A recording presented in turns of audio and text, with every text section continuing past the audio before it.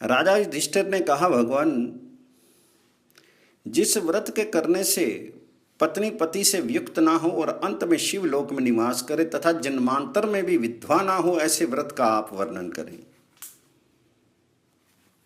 तो भगवान श्री कृष्ण बोले, महाराज, इसी विषय को भगवती पार्वती ने भगवान शिव से और अरुंधति ने महर्षि वशिष्ठ जी से पूछा था।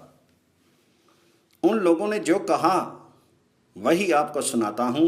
मार्गशीर्ष मास के शुक्ल पक्ष की द्वितीया को पवित्र चरित्र वाली स्त्री रात्रि में पायस भक्षण करके शिव और पार्वती के दंडवत प्रणाम करे।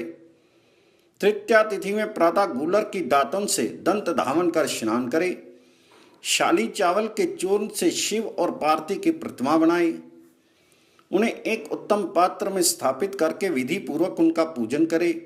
रात्रि में जागरण करके शिव पार्वती का कीर्तन करते हुए भूमि पर शयन करे। चतुर्थी को प्रातः उठकर दक्षिणा के साथ उस प्रतिमा को आचार्य को समर्पित करके शिव भक्त ब्राह्मणों को उत्तम भोजन कराकर संतुष्ट करे। ब्राह्मण दंपति की भी यथाशक्ति पूजा करे।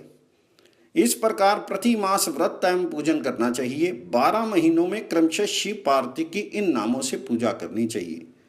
मार्गशीर्ष मास में शिव पार्वती के नाम से, पोष में ग्रीश और पार्वती नाम से, माघ में भव और भवानी नाम से, फागुन में महादेव और उमा नाम से, चैत्र में शंकर और ललिता नाम से, वैशाख में स्थानु और लोल नेत्रा नाम से, ज्येष्ठ में विदेश्वर और एक वीरा नाम से, आषाढ़ में त्रिलोचन पशुपति और शक्ति नाम से, श्रावण में श्रीकंठ और सुता नाम से, भाद्रपद में भीम और कलकाल रात्रि नाम से, अश्विनी में शिव और दुर्गा नाम से तथा कार्तिक में ईशान और शिवा नाम से पूजा करनी चाहिए।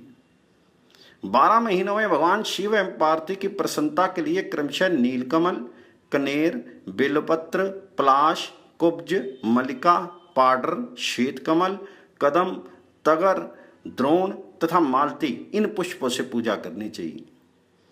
इस प्रकार मार्गशीर्ष से व्रत प्रारंभ करके कार्तिक में व्रत का उद्यापन करना चाहिए।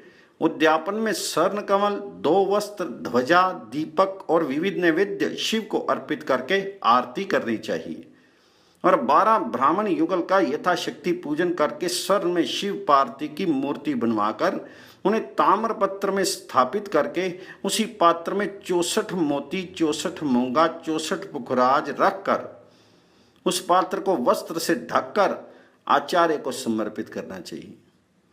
48 जल पूर्ण कलश, छाता, जूता और स्वर्ण ब्राह्मणों को दान में देने चाहिए। दीन, अंध और कृपण को अन्न बांटना चाहिए। किसी को भी उस दिन निराश नहीं जाने देना चाहिए।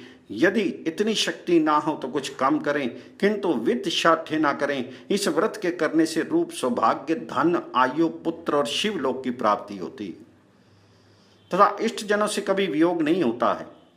इस व्रत के करने पर पतिव्रता स्त्री कभी भी पति, पुत्र, सौभाग्य और धन से वियुक्त नहीं होती और शिवलोक में निवास करती है।